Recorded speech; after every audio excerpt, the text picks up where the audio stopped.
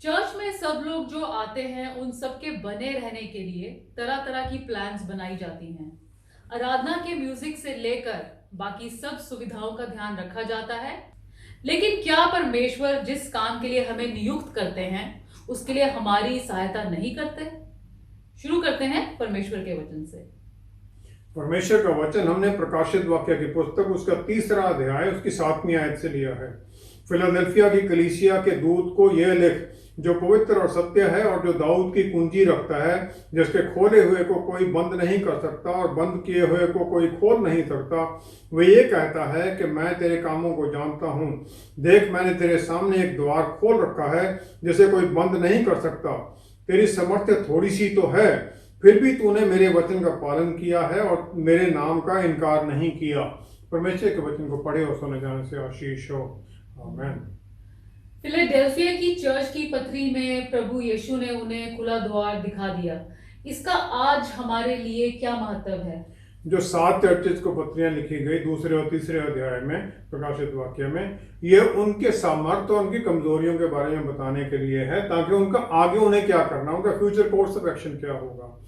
और ये जाहिर करता है कि प्रभु यीशु की नजर उन सब लोगों पर लगी हुई है जो चारों तरफ अंधेरे की ताकतें घेरे हुए, डिस्ट्रैक्ट करते हुए उनके बावजूद भी प्रभु यीशु पर नजर बनाए रहते हैं और जो वो कहते हैं उसके मुताबिक चलते हैं। बाकी सबको रिजेक्ट कर दिया जाता है।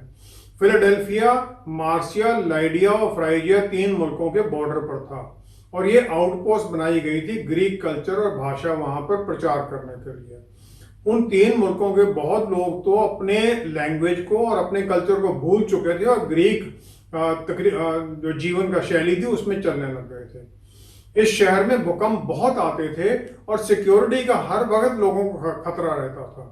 प्रकाशित वाक्य 3रा अध्याय 8वीं आयत में प्रभु यीशु कहते हैं कि मैं तुम्हारी थोड़ी समझ को जानता हूं जो चर्च की थी। और उस ऐसी परिस्थितियों में चर्च के लिए ये आसान था कि जो चल रहा है उसमें बहते जाएं, उसके खिलाफ चलना मुश्किल था।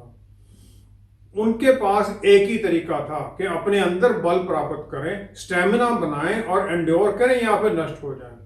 जो स्मरना में चर्च था वही एक दूसरा चर्च है फिलाडेल्फिया के साथ, जिसके बारे में प्रभु यीशु ने कुछ भी नेगेटिव नहीं कहा, उन्हें कोई एडमोनिश या ताकीद नहीं दी गई। प्रकाशित वाक्य 1 अध्याय 18वीं आयत में अगर हम देखें, प्रभु यीशु अपना पहचान देते हैं। मत डर, मैं प्रथम और अंतिम और जीवता हूं। मैं मर गया था और अब देख मैं युगान युग जीवता हूं और मृत्यु और अधोलोक की कुंजियां मेरे ही पास हैं। मैं मर गया था, अब जीवता हूं। और फिर वो कहते हैं कि जिस प्रकार को ये समझने की जरूरत नहीं है कि मेरे पास मृत्यु और हेडीज की चाबियां मेरे पास हैं, और जो उन्होंने रिजरेक्शन द्वारा जी उठने के बाद प्राप्त की। और हर एक चर्च के बारे में वो अपने बारे में एक अद्भुत बात बताते हैं। फिलाडेल्फिया चर्च को वो अपने इंट्रोडक्शन में कहते हैं कि जो पहले चैप्टर में था उसके मुताबिक नहीं है, वो 4 तरह से पुराने नियम के बारे में बताते हैं, जहां पुराने नियम में उनके बारे में है। पहला कि वो जो पवित्र है वो अपनी परमेश्वरता को जाहिर करते हैं, क्योंकि परमेश्वर ही सिर्फ पवित्र है और वो अपने आप को परमेश्वर जाहिर करते हैं, डिक्लेयर करते हैं। और मेरा स्वर्ग में बोलते मेरा यही ऑफिस है, मेरा यही अधिकार है। 2 कुरिन्थियों 5वां अध्याय 21वीं आयत में, जिसे कलवरी पर हमारे लिए पाप बना दिया गया, जैसे पाप जो अनभिज्ञ था पाप से, वो फिर उस पाप से इतने परफेक्ट तरीके से हैंडल करते हैं कि वो स्वर्ग में पवित्र बन जाते हैं। वो धरती पर परमेश्वर के पवित्र थे और यहां पर उन्होंने जो था वो यहां रिवील नहीं किया, लेकिन वहां पर जाकर वो ये सब करप्ट जो पाप सब कुछ इसके साथ डील करने के बाद में, सबको झेलने के बाद में सलीब के ऊपर वो परमेश्वर के सामने वापस पहुंच जाते हैं, पूरे अधिकार प्राप्त किए हुए, पवित्र स्थान में पहुंचे हुए। दूसरा वो अपने बारे में कहते हैं वो जो सच्चा है।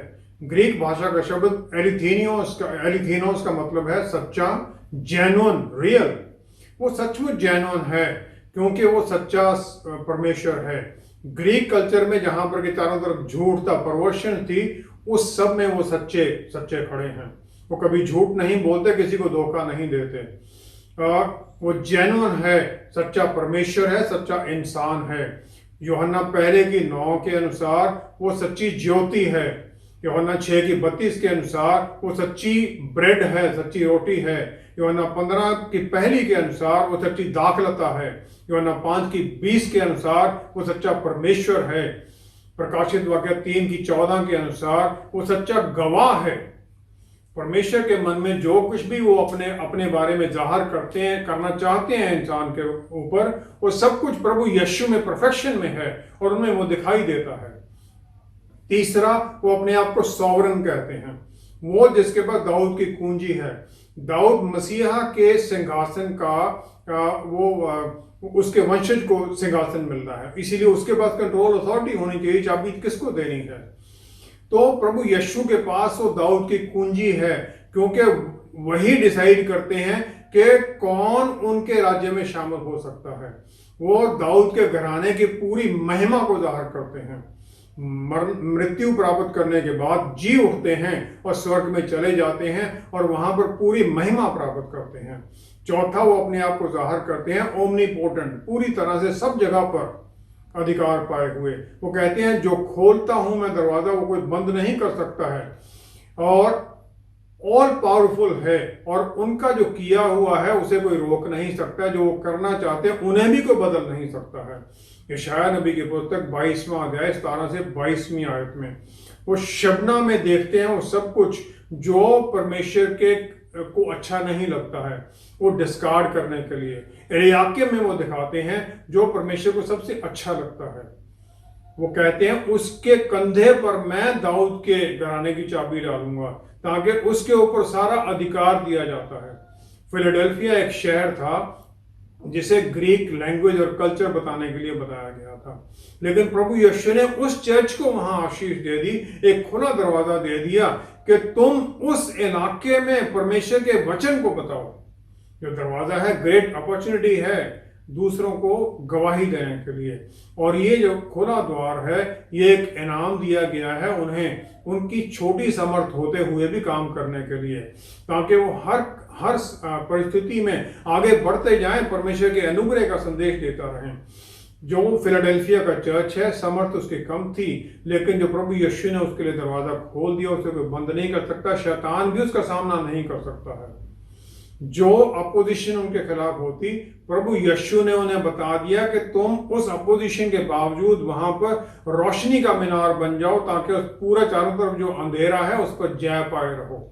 और जो ये कमजोर लेकिन विश्वासी चर्च था, उसे एक स्पेशल प्रिविलेज मिल गया कि तुम जाकर ये इसके बारे में संदेश दो, सुनो और पूरे ध्यान से जो मैं कहता हूं उसे पूरा करो। हमारे लिए ये आज्ञा है कि हम भी कोई अपना बल दिखाने के लिए नहीं, कोई इमोशनल वेव्स क्रिएट करने के लिए नहीं, बल्कि आत्मा के बल में आनंदित होते हुए प्रभु यीशु को जो अच्छा लगता है उसमें आगे बढ़ते जाएं, उनकी गवाही देते जाएं। मैसेज चर्च को बहुत क्लियर है कि समर्थ चर्च का नहीं, लेकिन परमेश्वर का है। वहां लैटिन फ्रेज है कार्पे डायम, जिसका मतलब है सीज द डे, इसको पकड़ लो। हमारे लिए भी यही कार्पे डायम का ही संदेश है कि जो हमें मौका मिलता है हम उसे पकड़ लें, छोड़े ना उसे। अगर हम इसमें बने रहते हैं तो हम हर आशीष के हकदार बन जाते हैं। सभी 7 चर्च किसी ना किसी तरह से परेशानियों को झेल रहे थे, फिर सिर्फ फिलाडेल्फिया चर्च को ही प्रभु यीशु ने ये ओपन डोर या खुला द्वार की आशीष क्यों दी? इसके कई कारण हैं, लेकिन सबसे पहले हम ये जानें, यशायाह 55 की 8 और 9वीं आयत में परमेश्वर कहते हैं मेरे विचार तुम्हारे विचारों से भिन्न हैं, और मेरे जो रास्ते हैं वो भी तुम्हारे रास्तों से अलग हैं। उनके रास्ते स्वर्ग के हैं, हम यहाँ धरती पर हैं, और हम जो यहाँ अपनी हमारा ज्ञान है, बुद्धि है, उससे हम उन्हें नहीं समझ सकते। उनको समझने के लिए हमें पवित्र आत्मा परमेश्वर द्वारा जो उनके वचन के गहराइयां सिखाते हैं, उनके द्वारा हमें सीखना पड़ेगा।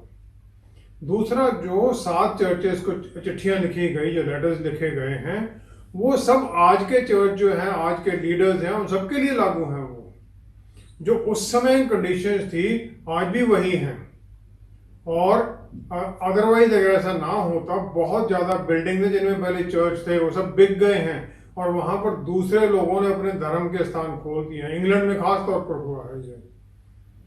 और फिर वो कहते हैं कि चर्च को कहते हैं कि मैं तुम्हारे कामों को जानता हूं और तुम्हारी फेथफुलनेस को भी जानता हूं। प्रकाशित वाक्य 3 अध्याय 8वीं आयत में प्रभु यीशु ने फिलाडेल्फिया चर्च को उनकी कम शक्ति, लिटिल स्ट्रेंथ के बावजूद उन्होंने उसे तारीफ की कि तुमने मेरे वचन को रखा है और तुमने मेरे नाम को इनकार नहीं किया है। उनका वचन ये जाहिर करता है पिता परमेश्वर के बारे में और अपने बारे में कि वो पुत्र हैं जिन्हें परमेश्वर ने भेजा उसी मिशन के लिए। जो प्रभु यीशु पुत्र के बारे में जो ये रेवलेशन है, पिता के बराबरी का है ये, जो कि हमें पिता के बारे में सब कुछ सिखा सकते हैं और फिर वो खुला दरवाजा भी दे सकते हैं हमें, ताकि हम उनकी वो स्वर्गीय हजूरी में पहुंच सकें। उनके नाम को ना इनकार करना है कि हम जो आशीषें उनसे मिली हैं उनको हम पकड़े रखें। पापों की माफी के बारे में है ये, और फिर जस्टिफाई है, उनके सामने जस्टिफाई हो जाना, अलग किया जाना परमेश्वर के सामने, ताकि हम उन्हें जान सकें, परमेश्वर के साथ हम फेलोशिप कर सकें और फिर हम उनके ऊपर आश्रित हो जाएं, ताकि क्योंकि हम फिर उनके परिवार का हिस्सा बन जाते हैं, स्वर्गीय परिवार का हिस्सा बने हुए हैं। उनके नाम का मतलब है कि मुर्दा जीवन से, पाप में मुर्दा जीवन से निकलकर नए जीवन में आना, ताकि हर घुटना प्रभु यीशु के नाम में झुके, उनकी उस स्वर्गीय डिवाइन स्टेटस को मानते हुए उनके सामने हर घुटना झुके। प्रभु यीशु फिर उस चर्च को काफी आशीषें को वायदा करते हैं। पहला है कि जो अब्राहम के डिसेंडेंट अपने आप को कहते थे, उन्हें वो कह देते सिनेगॉग ऑफ सैटन। यहूदी लोगों के सिनेगॉग थे बनाए हुए सब जगह पर, जहां पर कि वो आराधना करते थे। वो कहते जो तुम्हें परसिक्यूट, जो तुम्हें परेशान कर रहे थे, वो अपनी गलती को मानेंगे। फिर यशाया 45:14 अगर हम उसमें देखें तो वहां है कि वो कहते हैं कि वो तेरे ही साथ है और दूसरा कोई नहीं, उसके सिवाय कोई और परमेश्वर नहीं। वो मान जाएंगे कि तुम्हारी धार्मिकता को मानेंगे, परमेश्वर को मानेंगे, और फिर जेंटाइल्स की तरह जो दूसरे हैं यहूदियों की तरह वो सब मिलकर चर्च में आएंगे, उसे मानेंगे कि सही इजराइल का परमेश्वर यही है, प्रभु यीशु है। दूसरा ये कि वो जानेंगे कि मैंने तुमसे प्यार किया है। प्रकाशित वाक्य 6 अध्याय 10वीं आयत में जो परसिक्यूटेड, जिनकी यहाँ हत्या की गई किसी कारण से प्रभु यीशु का नाम लेने के कारण, वो सब उनके सिंहासन के सामने हैं। तो वो फिर कहते हैं कि प्रभु आप हमारा बदला कब लेंगे? तो ये सब लोग परमेश्वर के प्यार को जानेंगे कि उनके लिए प्यार है वो, और फिर जो उनकी प्रार्थनाएं हैं उनके द्वारा जो हम गवाही देते हैं, उनके मनों को बदलना और उन्हें भी आराधना में अपना हिस्सेदार बनाना, और जो दुश्मन है उनको नष्ट करना है। प्रभु यीशु ये वायदा कर देते हैं। तीसरा वो ये वायदा करते हैं कि मैं तुम्हें जो टाइम ऑफ ट्रायल है, जो बाद में जो ये सबके परसिक्यूशन आनी है, मैं तुम्हें उससे बचाऊंगा। ग्रेट ट्रिबुलेशन जो आनी है, जो प्रभु का स्वर्गराज यहाँ स्थापित होने से पहले, इसका ट्रायल जो है, जो धरती पर रहते हैं उन सब के लिए है। जो प्रभु यीशु के मैसेज, मुक्ति के मैसेज का इनकार कर देते हैं, वो परमेश्वर के जो क्रोध है उसका सामना करेंगे। रोमियो की पुस्तक 8वां अध्याय 38-39 आयत। ये रैप्चर के बारे में नहीं है, जब प्रभु यीशु बादलों में आएंगे जो विश्वासी उनको उठा लेंगे, उसके बारे में नहीं है। लेकिन जिस प्रकार पौलुस रसूल ने ये कहा है, किसी भी तरह की कोई भी अवस्था हमें परमेश्वर का प्यार जो प्रभु यीशु में है उससे अलग नहीं कर सकती है। जब हम उनमें बने रहते हैं तो वो हर तरह से तैयार है कि ना मैं तुम्हें कभी छोड़ूंगा ना त्यागूंगा, उस वादा पूरा करते हैं वो। फिर चाहे किसी भी तरह की परिस्थिति हो, उस हमारे साथ बने रहते हैं, हमें सुरक्षा देते हुए। फिर उन्होंने एक एडवाइस चर्च को देते हैं, आज्ञा देते हैं कि जो मुकुट तुम्हें दिया गया उसे बचा के रखो, पकड़े रखो वचन को, क्योंकि मैं जल्दी आने वाला हूं। जो ये क्विकली है, ये नहीं कि मैं कल को या परसों को आने वाला हूं, इसका मतलब है अचानक आने वाला हूं, जिसके बारे में कोई भी अनुमान नहीं लगा सकता कब आऊंगा। और इस दौरान चर्च को जो उनके सामने वचन की गवाही देने के लिए जो रास्ते खुलते हैं, उनके ऊपर चलते रहना है, परमेश्वर की हजूरी में, परमेश्वर के बल में चलते रहना है, ताकि उन सबका वो फायदा उठा सके। जो क्राउन जो दिया जाता है, जो विश्वासियों के लिए निश्चित किया गया, जब प्रभु यीशु यहाँ वायदा करते हैं, उसका खतरा हमारे अंदर से ज्यादा है, बाहर से कम है। जो लोकेशन थी उस फिलाडेल्फिया चर्च की, उसके ऊपर 3 देशों का बॉर्डर लगता था। तो जो तीनों के कल्चर्स थे, उनके तीनों के जो उनके ट्रेडिशन थे, उनके धर्म के विश्वास थे, वो सब इनके ऊपर हावी होने की कोशिश करते थे। तो इसलिए इन्हें उससे बचना है, ताकि वो हर आशीष को पा सकें। फिलाडेल्फिया का जो चर्च है उसे वर्दी मानते हैं। प्रभु यीशु कहते हैं कि सब आशीषों के तुम हकदार हो, क्योंकि उन्होंने उनके अंदर सब कुछ देखा और फिर पाया ये सब ठीक है, अच्छा है और एक्सेप्टेबल है।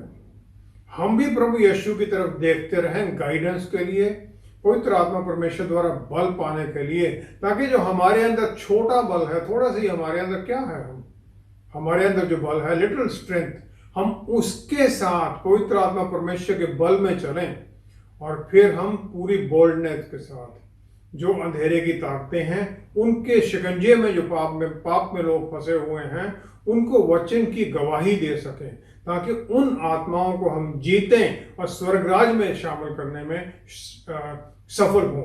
और ये हम पवित्र आत्मा परमेश्वर द्वारा दिए गए बल के साथ ही कर सकते हैं। सभी चर्च एक खास वादे के हकदार माने गए हैं, लेकिन तभी अगर वो जय पाए रहें और उसमें बने रहें। जय पाने का सही रास्ता क्या है? जय पाना हर एक सबकी जिम्मेवारी, हर विश्वासी की जिम्मेवारी है। और जो प्रभु यीशु की तरफ ताकता है, उनके वचन के अनुसार अपने जीवन की हर बात को ढालता है, ताकि उनकी अप्रूवल में चले, वही सफल होगा। लेकिन उन्हें जय किस चीज पर पानी है? सबसे पहला है जो ये खुला दरवाजा है, खुला द्वार है, इसके 3 हिस्से हैं। पहला तो ये है कि जो तुम्हारे खिलाफ खड़े, अपोजिशन में खड़े हैं, वो तौबा करेंगे और वो भी तुम्हारे साथ आराधना में जुड़ जाएंगे। दूसरा ये है कि हम अंदर से बाहर जाते उनके बल में, प्रभु यीशु के बल और शक्ति में हम बाहर जाते हैं, ताकि हम गवाही दे सकें। और तीसरा यशाया 45:2 उसके अनुसार है कि मैं तेरे आगे आगे चलूंगा और ऊंची ऊंची भूमि को चौरस करूंगा, मैं पीतल के किवाड़ों को तोड़ डालूंगा और लोहे के बेड़ों को टुकड़े टुकड़े कर दूंगा। यह परमेश्वर की आशीष है उन लोगों के लिए जो चलते हैं आगे। मतलब ये है कि जो बार्स ऑफ आयरन, जो बेड़ियां हमने अपने ऊपर डाल रखी हैं, उन सबको परमेश्वर तोड़ देंगे, हमें आजाद करेंगे, नए रास्ते हमारे लिए देंगे। और नई जगह पर जाने के लिए ही नहीं दरवाजा खुला है, बल्कि उस रास्ते को ठीक करने का भी प्रभु वायदा करते हैं। और फिर जो हमने डर या ये कि हमारे पास रिसोर्सेज ही नहीं है, पैसे नहीं है, हमारे साथ कोई है ही नहीं, या हमें तो ज्ञान ही नहीं है, इन सब छड़ों को वो तोड़ देते हैं, हमें आज़ाद कर देते हैं कि हम उनके बल और उनके ज्ञान में चलते हैं। और ये एक इंडिविजुअल एफर्ट भी है, हर एक ने करना है, जरूरी है, और कलेक्टिव सब मिलके भी करते हैं, ताकि जो दिन मौका है हम उसे पकड़ सकें। हम इसे किस प्रकार करते हैं, जय कैसे पाते हैं? पहला तो ये है जो हमारे अंदर हेजिटेशन है, हिचकिचाहट है, डिस्करेजमेंट है, वो उसके ऊपर हम जय पाना है पहले तो। और हम फिर देखते हैं जो हमारे रास्ते खुले उनकी तरफ, ऑब्स्टेकल्स की तरफ नहीं देखते हैं।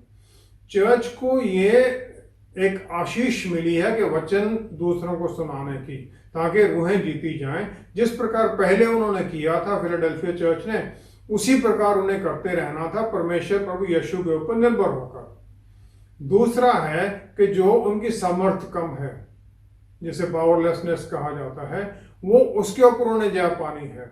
यहोशू और कैलेब की तरह बनना है, जो बाकी 10 भेदिए थे उनकी तरह नहीं, परमेश्वर के बल में चलना है। दूसरा करंथियों 12वां अध्याय 9वीं और 10वीं आयत में पौलुस रसूल ने इसका हल ढूंढ लिया। वो कहते हैं, परमेश्वर का वचन उन्हें आता है, मेरा अनुग्रह तुम्हारे लिए काफी है, क्योंकि मेरी समर्थ तुम्हारी कमजोरी में ही परफेक्ट होती है। जब हम उनसे स्वर्गीय सहायता मांगते हैं तो फिर कोई भी हमें रोक नहीं सकता, क्योंकि हम उनके बल में चलते हैं।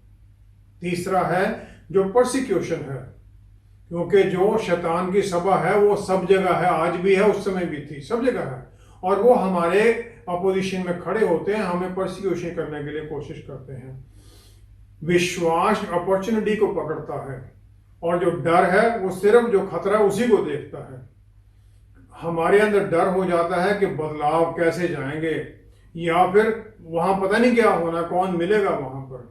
और जनरली ये चलता है चर्च के अंदर, जिस प्रकार चल रहा है अच्छा चल रहा है, इसको क्यों बदलना है। इन चीजों पर हमें जय पाना है। चौथा है जो हमारे अंदर फटीग है, थक जाना, उसके ऊपर जय पाना है और बने रहना है। रोमियो की पुस्तक 5वां अध्याय 3री आयत में या 3-4 आयत में अगर हम देखें, रोमियो की पुस्तक 5वां अध्याय, तो वहां वो कहते हैं, क्लेश से धीरज उत्पन्न होता है, धीरज से खरा निकलना, और खरे निकलने से आशा उत्पन्न होती है, और आशा से लज्जा नहीं होती, क्योंकि पवित्र आत्मा जो हमें दिया गया है उसके द्वारा परमेश्वर का प्रेम हमारे मन में डाला गया है। इस प्रकार हमें कोई निराशा नहीं फिर होती जब हम बने रहते हैं।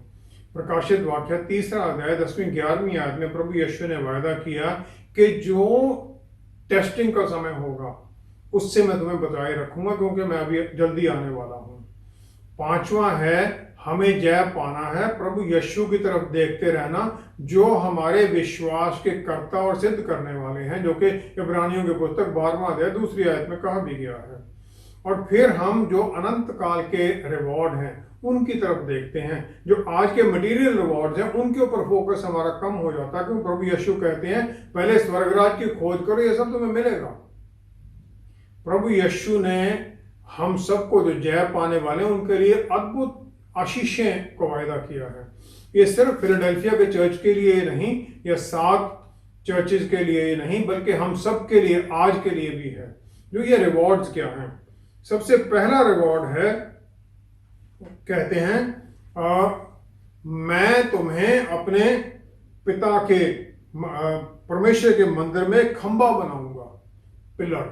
फिलाडेल्फिया का जो एरिया था वहां पर भूकंप बहुत आते थे, तो बिल्डिंग गिर जाती थी, तो वो एक खंबे की वैल्यू समझते थे, इसीलिए उन्हें बताया गया है कि जो खंबा बनता है वो सिक्योर होंगे, प्रभु यीशु ने संभाले रखेंगे, यहां पर भी अनंत काल तक उन्हें वो संभाले रखेंगे। पहला राजा 7वां अध्याय 21वीं आयत में सोलोमन के जो मंदिर बनाया था उसमें 2 खंबे लगाए गए। पहले का नाम जाकिन रखा गया, जाकिन, जिसका मतलब है कि परमेश्वर स्थापित करेंगे, और दूसरे का नाम रखा गया बोआज, मतलब इसमें परमेश्वर में हमारा बल है। और यही जो ब्लेसिंग है, यही आशीष है जो जय पाने वाला है, उसके लिए जो खंबा बनाया जाएगा। दूसरी आशीष है, मैं उसके ऊपर अपने परमेश्वर का नाम लिखूंगा।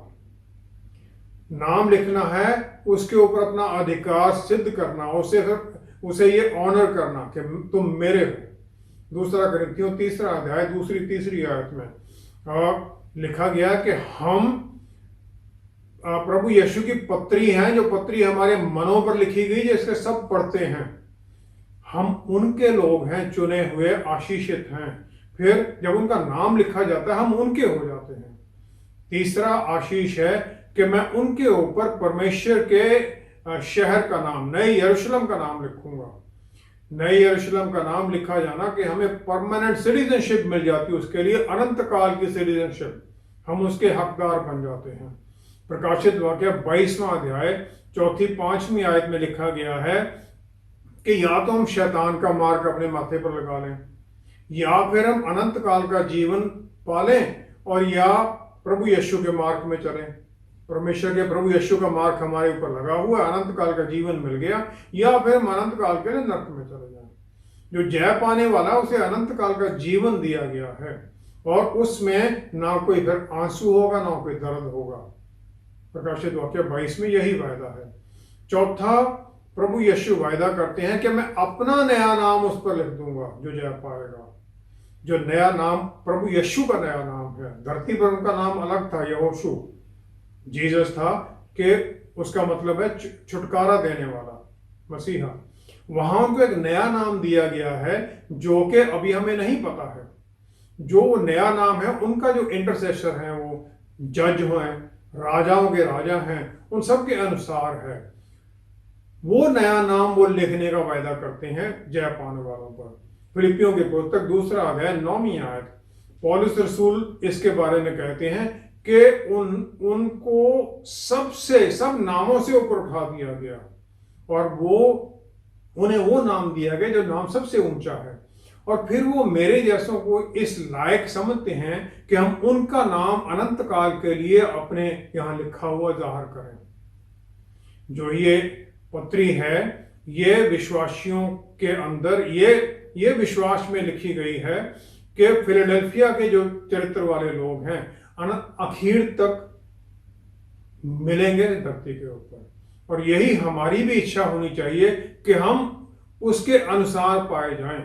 ये 7 चर्चेस को लिखे गए पत्रियां जो हैं आज के हर इंसान के लिए हैं जो किसी भी चर्च, किसी भी डिनोमिनेशन का मेंबर है। और ये प्रभु यीशु ने, जो उनका प्यारा चेला यूहन्ना था, उन्हें सिर्फ चर्च की हिस्ट्री के बारे में नहीं लिखाया है, लेकिन या आगे क्या होगा, उन्होंने अपना मन उनके सामने खोल दिया है ताकि जो उन्हें पसंद हैं, जो गुण हमारे भीतर वो देखना चाहते हैं, जिससे वो प्रसन्न होते हैं, वो बता सकें। जब हम ये पत्रियां पढ़ते हैं तो हमें अपने आप को जांचना है, फिर उनकी हमें सहायता मांगनी है ताकि हमारे अंदर जो गलतियां उन्हें हम ठीक कर सकें, जहां जरूरत है उसे ठीक करें। और जो ये द्वार खोला गया है, इसके द्वारा फिर हम आगे बढ़ते जाएं वचन का संदेश लेके जाते हुए, ताकि हम वो सब आशीषों के हकदार बने। आइए हम प्रार्थना करें। पिता परमेश्वर, हम आपका धन्यवाद करते हैं कि आपने हमें चुना, अपने परिवार का हिस्सा बनाया। प्रभु यीशु, हम धन्यवाद करते हैं कि आपने अपना मन हमारे सामने खोल दिया ताकि हम जाने आपको क्या पसंद है। और फिर आपने ऐसे अद्भुत हमें वायदे कर दिए, अपने साथ अपने भवन में खंबा बनाकर खड़े करने का। प्रभु जी, हम धन्यवाद करते हैं, पवित्र आत्मा परमेश्वर द्वारा हमें बल और शक्ति दीजिए, आशीष दीजिए, ताकि हम इस दुनिया में जब तक हैं तब तक आपकी सच्ची गवाही देते रहें, हमारा जीवन आपके वचन के अनुसार चले और फिर हम हर तरह की अंधेरे की ताकतों पर जय पाए हुए चलें, क्योंकि जय आपने हमें दी है। हम उस जय में बने रहें और आगे बढ़ते जाएं, आपके पीछे पीछे चलें आगे। प्रभु, सब रास्ते आप सीधे कर देते हैं, सब बंद दरवाजे आपने खोल दिए हैं, हम उसके लिए धन्यवाद करते हैं। सारी महिमा और आदर आपको देते हुए पिता परमेश्वर, सब कुछ आपके प्यारे बेटे प्रभु यीशु के पवित्र नाम में मांगते हैं। आमीन, आमीन, आमीन। परमेश्वर हमारे लिए रास्ते ही खोल सकते हैं, जबकि उन पर चलकर तो हमें ही आगे बढ़ना है। जो मुक्ति और शांति और अनंत काल के लिए पिता और पुत्र प्रभु यीशु दोनों के साथ रहने की आशीष हमने पा ली है, बस उसी की गवाही तो हमें दूसरों को देनी है। और जब शैतानी ताकतें रोकना चाहे तो रुकना नहीं है। परमेश्वर तो बाहें फैलाए हमें पुकारते हैं, पर क्या हम भी तैयार हैं? हमारे साथ दोबारा जुड़ने के लिए आपका बहुत बहुत धन्यवाद। अगले हफ्ते आपसे फिर मुलाकात होगी। Stay blessed. शालोम।